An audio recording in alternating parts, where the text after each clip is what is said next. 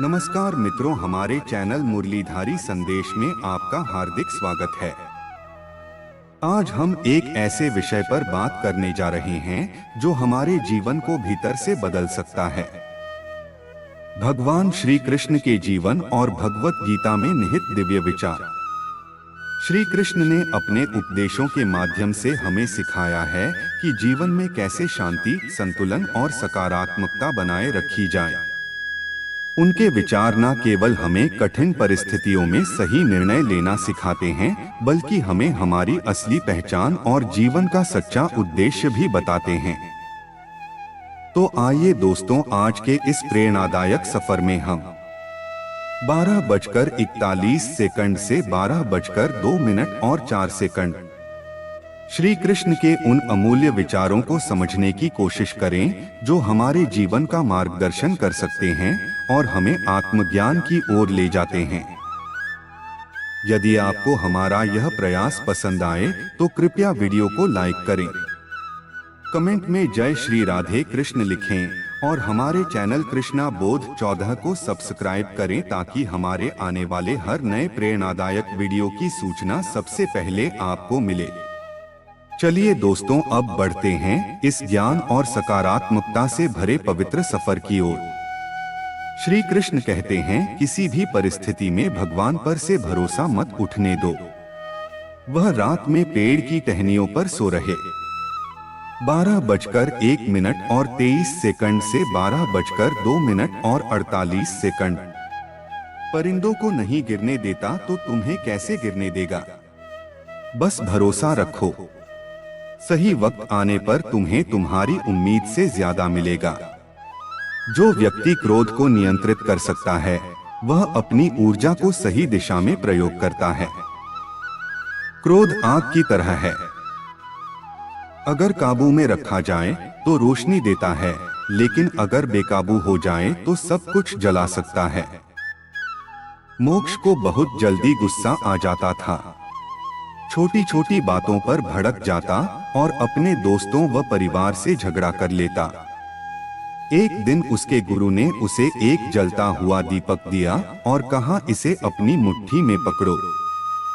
12:02 और 5 से 12:03 और 32। मोक्ष डर गया। गुरुजी, यह तो मेरे हाथ जला देगा। गुरु मुस्कुराए, क्रोध भी यही है। जब तुम इसे पकड़कर रखोगे तो यह तुम्हें ही जलाएगा, लेकिन अगर तुम इसे सही दिशा में उपयोग करोगे तो यह रोशनी की तरह काम करेगा। मोक्ष को समझ आ गया कि उसे अपने क्रोध को नियंत्रित करना सीखना होगा। किसी ने क्या खूब कहा है, गुजरी हुई जिंदगी को कभी याद ना करो, तकदीर में जो लिखा है उसकी फरियाद ना करो। जो होने वाला है वह होकर ही रहेगा। कल की फिक्र में आज की हंसी बर्बाद ना करो। कितनी अजीब बात है दोस्तों, हम मरते हुए भी गाते हैं और मोर नाचते हुए भी रोता है। 12:02 और 49 से 12:04 और 14। दुखों वाली रात में नींद नहीं आती और खुशी वाली रात में नींद नहीं होती। गीता समझाती है कि जब समय आपके विपरीत चल रहा हो तो शांत रहना सबसे बेहतर है, क्योंकि जो होने वाला है वह होकर ही रहता है और जो नहीं होने वाला वह कभी नहीं होता। ऐसा निश्चय जिनकी बुद्धि में होता है उन्हें चिंता कभी नहीं सताती। रिश्तों में वही रिश्ता सबसे अच्छा होता है जो किसी गलती के बाद हल्की सी मुस्कुराहट और थोड़ी सी माफी के साथ पहले जैसा हो जाता है। जो आपसे जलते हैं उनसे घृणा ना करें, क्योंकि यही तो वे लोग हैं जो यह समझते हैं कि आप उनसे बेहतर। 12:03 और 32 से 12:04 और 54 है। इसलिए हमेशा अपने काम से प्यार करो। दिन रात उसी के बारे में सोचो, उसी की बातें करो। नए नए आइडियाज आते रहेंगे। काम करते रहो, सफलता तुम्हारे कदम जरूर चूमेगी। अगर कुछ बड़ा करने जा रहे हो तो जल्दी हार मत मानना, क्योंकि शुरुआत हमेशा सबसे कठिन होती है। ईश्वर जिन्हें ऊंचाई पर पहुंचाना चाहते हैं उन्हें ही सबसे अधिक तकलीफ देते हैं, ताकि तकलीफ से लड़ते लड़ते वे मंजिल तक पहुंच जाएं। हार मत मानो। उन लोगों को याद करो जिन्होंने कहा था तुझसे नहीं होगा। हाँ, तुम्हारे सपनों से किसी को मतलब नहीं है। सब अपनी तकदीर बनाने में लगे हैं। इसलिए किसी के 12:04 और 13 सेकंड से 12:05 और 38 सेकंड भरोसे मत बैठना। अकेले चलने की हिम्मत रखना। सोच का ही फर्क होता है, वरना समस्याएं हमें कमजोर बनाने नहीं बल्कि मजबूत बनाने आती हैं। जो व्यक्ति बिना स्वार्थ के दूसरों की मदद करता है उसे सच्चा आनंद मिलता है। दान का असली अर्थ है बिना किसी अपेक्षा के देना। मित्रों, आशा है आपको हमारा यह प्रयास पसंद आ रहा होगा। इसलिए कृपया वीडियो को लाइक और शेयर जरूर करें, और यदि आपने चैनल को अब तक सब्सक्राइब नहीं किया है तो भगवान श्री कृष्ण का स्मरण करते हुए चैनल को सब्सक्राइब करना ना भूलें। लोकेश बहुत अमीर था, लेकिन वह कभी किसी की मदद नहीं 12:04 और 55 सेकंड से 12:06 और 21 सेकंड करता था। उसे लगता था कि अगर वह दूसरों को देगा तो उसका धन कम हो जाएगा। एक दिन एक साधु उसके पास आए और बोले, अगर तुम नदी से एक घड़ा पानी निकालो तो क्या नदी सूख जाएगी? लोकेश हंस पड़ा। नहीं, नदी कभी नहीं सूखती। साधु बोले, ठीक वैसे ही जब तुम दूसरों की मदद करोगे तो तुम्हारा भी कुछ नहीं जाएगा बल्कि तुम्हें खुशी मिलेगी। लोकेश को समझ आ गया कि सच्चा आनंद केवल लेने में नहीं बल्कि देने में भी होता है। बातें कम और काम ज्यादा करो, क्योंकि दुनिया को सुनाई कम देता है और दिखता ज्यादा है। जिनके सपने बड़े होते हैं वे 12:05 और 38 सेकंड से 12:07 और 6 सेकंड अपने सपनों की उड़ान दूसरों से पूछकर नहीं भरते। फोकस खुद पर करो, जब तक लोग तुम पर फोकस ना करने लग जाएं। किस्मत और मेहनत में एक फर्क है। किस्मत बस वह दिलाती है जो लिखा होता है, पर मेहनत वहां तक पहुंचा देती है जो लिखा भी नहीं जा सकता। एक बार सब्र आ जाए तो मनपसंद चीज भी मन से उतर जाती है। जो कुछ तुम्हारे पास है उसकी कदर करना सीखो, क्योंकि बहुत से लोग उसके लिए भी तरसते हैं। श्री कृष्ण कहते हैं, जब भक्ति में मन लगने लगे तो समझ लेना कि आपने भगवान को नहीं, भगवान ने आपको चुना है। कोई कुछ भी बोले स्वयं को शांत रखें। 12:06 और 22 सेकंड से 12:07 और 46 सेकंड धूप कितनी ही तेज हो समुद्र सूखता नहीं। कान भरने वालों से हमेशा सावधान रहो, यह अच्छे रिश्तों को भी बिगाड़ देते हैं। किसी के साथ दुख बांट पाना भी एक तरह का सुख है। योग्यताएं कर्म से पैदा होती हैं। जन्म से हर व्यक्ति शून्य ही होता है। इस जगत में सत्य से भी बड़ा सत्य प्रेम है, और जिसके प्रति प्रेम है उसके प्रति असत्य होना मुश्किल है।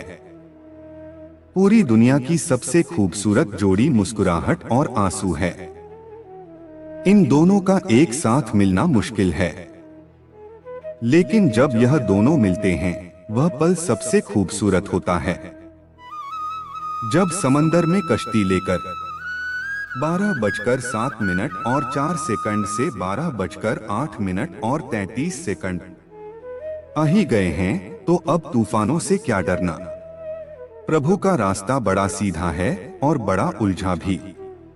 बुद्धि से चलो तो बहुत उलझा, भक्ति से चलो तो बड़ा सीधा, विचार से चलो तो बहुत दूर और भाव से चलो तो बहुत पास। जिस दिन हम यह समझ जाएंगे कि सामने वाला गलत नहीं है, सिर्फ उसकी सोच हमसे अलग है, उस दिन जीवन से सब दुख दूर हो जाएंगे। इंसान को इंसान से दूर करने वाली सबसे पहली चीज जुबान है और दूसरी चीज पैसा।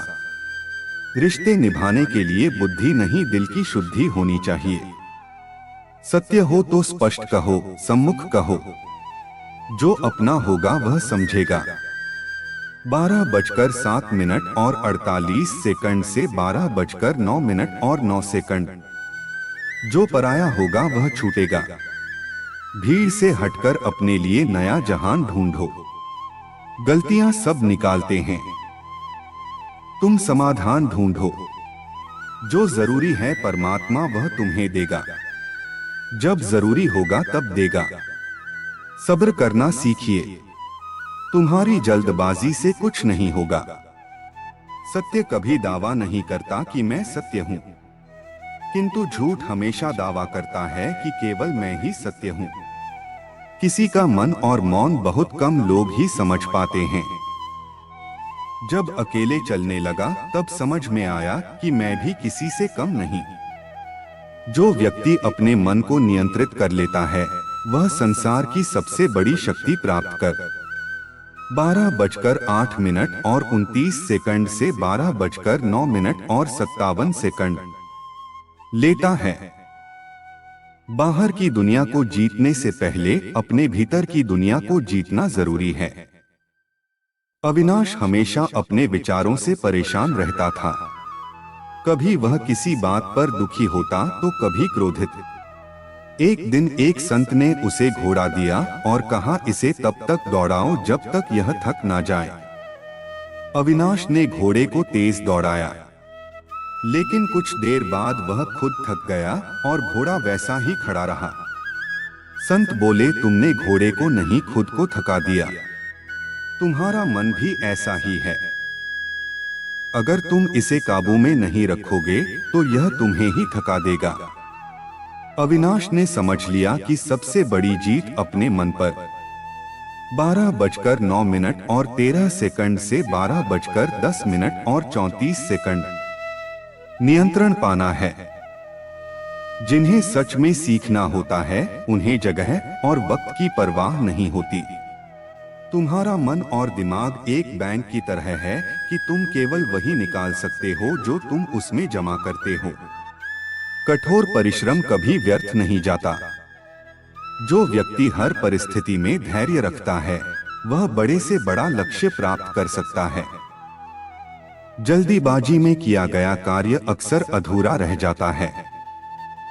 नियत साफ और मकसद सही हो तो यकीनन किसी ना किसी रूप में ईश्वर भी आपकी मदद करते हैं। जब ऊपर वाला आपसे कुछ वापस लेता है तो यह मत सोचो कि उसने आपको दंड 12:09 और 54 सेकंड से 12:11 और 11 सेकंड दिया है। हो सकता है कि उसने आपका हाथ खाली किया हो पहले से कुछ बेहतर और अच्छा देने के लिए। रिश्ते हो या रास्ते, जब तक ठोकर नहीं लगती तब तक अपनी सही जगह का ज्ञान नहीं हो पाता। अंत में अर्थी उठाने वाले 4 ही लोग काफी हैं। अब ना ज्यादा लोग अच्छे लगते हैं और ना ही अब किसी से अच्छाई की उम्मीद है। रिश्ता उसी से रखो जो इज्जत और सम्मान दे। मतलब की भीड़ बढ़ाने का कोई फायदा नहीं।